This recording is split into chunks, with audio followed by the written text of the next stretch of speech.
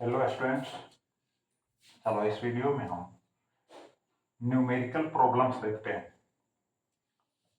First question है, find the percent decrease in weight of a body when taken 16 kilometre below the surface of the अर्थ। पहले वाले video में जी पर and wait पर जो हम क्वेश्चंस बताए थे तो उसमें मेंशन था कि जी का वैल्यू जो है डिक्रीज करता है विद हाइट। इसमें जो न्यूमेरिकल्स है बेस्ड होगा जी पर एंड वेट पर, बट जी डिक्रीज करता है विद डेप्थ, यानी डेप्थ के साथ जो है स्मॉल जी का वैल्यू डिक्रीज करता है। उसी से रिलेटेड क्वेश्चंस यहां पर मिलेंगे। ठीक, तो क्वेश्चन समझ में आ गया होगा। कहता है फिर फर्दर है, find the percent decrease in weight of a body when taken 16 kilometre below the surface of the अर्थ, यानी अर्थ के सरफेस से 16 किलोमीटर अंदर में ठीक। क्या कहता है, वेट फाइंड आउट करने के लिए कहता है, लेकिन वेट के साथ लिखा हुआ परसेंट डिक्रीज इन वेट, यानी वेट तो निकालेंगे ही लेकिन परसेंट डिक्रीज इन वेट। तो उसके लिए हम पहले ही फॉर्मूला बदला चुके हैं, m g minus m g d divided by m g. अब देखो ये हो गया change in weight with depth, और ये हो गया weight on the surface of the earth. 100 से मल्टीप्लाई कर दिए तो ये हो गया percent decrease in weight with depth, गहराई के साथ। और दिस इज इक्वल टू क्या होगा, डी अपॉन आर इंटू 100%। अब डी का वैल्यू यहां पुट कर दो, कितना दिया हुआ है 16 किलोमीटर दिया हुआ है। रेडियस जो है आर जो है 6400 किलोमीटर है। अब पुट करोगे तो यहां पुट कर दिए तो यहाँ डबल जीरो कैंसिल हो जाएगा, इससे 16 यहाँ 4 हो जाएगा 64, 1/4% हुआ। अब इसको सोल्व करोगे 1 में 4 से डिवाइड करोगे तो 0.25% हो गया। इतना परसेंट जो है डिक्रीज करता है। नेक्स्ट क्वेश्चन देखो, how much below the surface of the earth does the acceleration due to gravity becomes 1% of its value at the earth surface.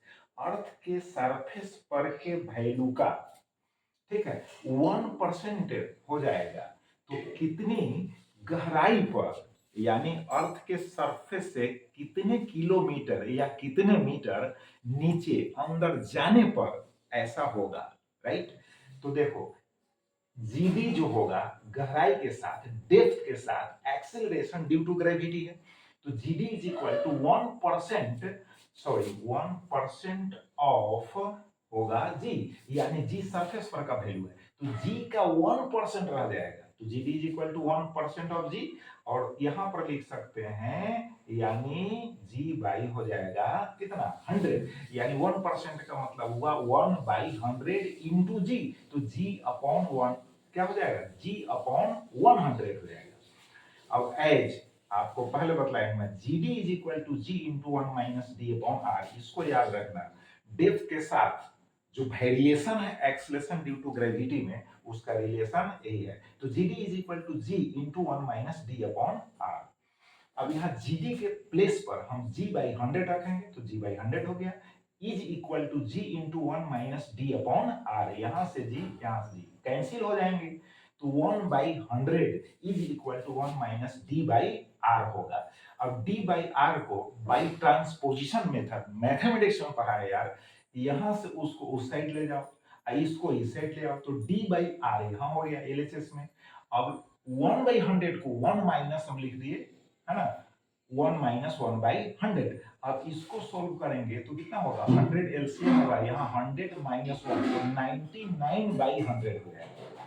अब क्रॉस मल्टीप्लाई कर लोगे आर यहाँ आ जाएगा तो डी इज इक्वल टू होगा 99/100 into हो जाएगा आर, आर का वैल्यू कितना है 6400, तो इसका 6400 वैल्यू रख दिए। अब इसको सोल्व कर लेंगे तो 6336 किलोमीटर मिलेगा आंसर। अब क्वेश्चन नंबर 3 देखो, at what height above the surface यानी earth surface the value of small g is same as in a mine 80 kilometre deep। और डीप कहता है, डीप मतलब गड्ढा, यानी माइन मतलब होता है खान, जैसे कोल माइंस यानी कोयले की खान, कोल माइंस यानी कोयले की खान। तो कहता है 80 किलोमीटर अंदर। तो ऊपर कितना हाइट। तो अब देखो क्वेश्चन कहता है कि भाई जी, है ना, h is equal to g d, यानी acceleration due to gravity with height, acceleration due to gravity with depth equal करना होगा। तो इक्वल कर दी। अब दोनों का फॉर्मूला अप्लाई कर दो यार। तो इसका फॉर्मूला यहां लगा दो, इसका फॉर्मूला यहां लगा दो। फॉर्मूला तो लगा दिया, जी जी कैंसिल हो गया, 1 1 कैंसिल हो गया, माइनस माइनस कैंसिल हो गया। तो 2h/r is equal to d/r, 2h/r is equal to हो गया d/r। अब इतना भी सोलो नहीं होगा, अरे r r को उड़ा दो यार, 2h इज इक्वल टू हो गया d, therefore h is equal to हो गया d/2। फाइंड हो गया कि नहीं। d का वैल्यू दिया हुआ है 80, तो यहां रख दो 80, तो कितना हो जाएगा, दिस इंप्लाइज हो जाएगा h is equal to 40 kilometre. तो हाइट कितना होना चाहिए, 40 kilometre. Question number 4, earth is a sphere of uniform density. Suppose करो अर्थ जो है स्फीयर है, यूनिफॉर्म डेंसिटी, घनत्व तो जो है उसका यूनिफॉर्म है, एक जैसा है। अब एक टनल है, यहाँ पर समझो, एक टनल है। टनल मतलब समझते हो, कुआं है, गड्ढा है, आर पार खोदा गया है टनल। देख लो आर पार पृथ्वी के, अर्थ के, है ना, सेंटर से जाता हुआ आर पार टनल है। इसमें एक पार्टिकल को ड्रॉ किया गया है, यहाँ से इस छोर से ड्रॉ किया गया। तो क्वेश्चन क्या कर रहा है कि जब ड्रॉप कर देंगे तो वह सिंपल हार्मोनिक मोशन परफॉर्म करेगा, सिंपल हार्मोनिक मोशन। अब सिंपल हार्मोनिक मोशन का मतलब समझ लो, देख लो, ये है भाई मिड पॉइंट, ये पॉइंट ए और ये पॉइंट हो गया बी। तो अगर कोई पार्टिकल इस स्ट्रेट लाइन पाथ पर इस मीन पोजीशन के अबाउट, है ना, मूव करता है, इधर गया तो यहाँ पर वेलोसिटी क्या हो गया, 0। फिर यहाँ से मूव करते करते यहाँ गया, फिर इधर गया, यहाँ पर वेलोसिटी क्या हो गया, 0। अब यहाँ से फिर वापस आया। तो अगर इसी मिड पोजीशन या मीन पोजीशन के अबाउट स्ट्रेट लाइन पाथ पर वह मूव करता है, तो उसके मोशन को हम कहेंगे सिंपल हार्मोनिक मोशन। और उसके लिए कंडीशन है कि जो एक्सेलरेशन होगा, जैसे यहाँ से इधर मूव कर रहा है, राइट, तो वेलोसिटी क्या हो रहा है, घट रहा है। इसका मतलब मीन पोजीशन पर उसका वेलोसिटी क्या होगा, मैक्सिमम होगा। तो इस, है ना, साइड में जाने पर उसका वेलोसिटी क्या हो रहा है, घट रहा है, तो एक्सेलरेशन नेगेटिव होगा, लेकिन डिस्प्लेसमेंट क्या होगा, पॉजिटिव होगा। यानी एक्सेलरेशन जो होगा is proportional to minus y हो जाएगा। बात समझ गए। तो ऐसा कंडीशन है तो वह मोशन सिंपल हार्मोनिक मोशन होगा। तो उसी तरह का हमको इसमें भी शो करना है। तो देखो अब यहाँ पर सपोज करो, यहाँ पर पार्टिकल है, यहाँ से ड्रॉप की यहाँ पर आया, ये जो डेप्थ है डी है, रेडियस इसका कितना है, आर है। तो अब जो सेंटर से डिस्टेंस इसका कितना हो गया, तो आर माइनस डी हो गया। अब इस आर माइनस डी को हम सपोज करते हैं वाई है, तो सेंटर से इसका पोजीशन जो है वाई है, यानी डिस्प्लेसमेंट जो हुआ अभी वाई है। अब देखो, अब तुम कहोगे कि इसको छोड़ देंगे सर, आर पार होते हुए आकाश में चला जाएगा। अब तुम्हारा स्पेशल आकाश होगा जी। अरे यहाँ आएगा तो फिर ये मूव करते करते नीचे आएगा। अब कहोगे सेंटर पर, सेंटर से ही ग्रेविटी, है ना, स्टार्ट होता है, तो सेंटर पर आकर रुक जाएगा। तो सेंटर पर आकर रुकेगा नहीं, क्योंकि इनर्शिया पढ़े हो न्यूटन्स लॉज ऑफ मोशन में, न्यूटन के गति के नियम चैप्टर में इनर्शिया एक टॉपिक है। Very fine, very nice, very interesting topic है कि भाई जब ये मोशन में रहेगा तो चाहेगा कि हम मोशन में रहें, मोशन को कंटिन्यू करें। तो मोशन इनर्शिया कारण वो कुछ नीचे आ जाएगा, और जब नीचे आएगा तो फिर सेंटर ऑफ ग्रेविटी उसको अट्रैक्ट करेगा। तो यार ये तो इसी मीन पोजीशन सेंटर के अबाउट में है, स्ट्रेट लाइन पाथ पर मूव करता रहेगा। तो यही तो शो करना था। तो देखो हम शो कैसे किए हैं, g d is equal to g depth के साथ, g d is equal to g into 1 minus d upon r है।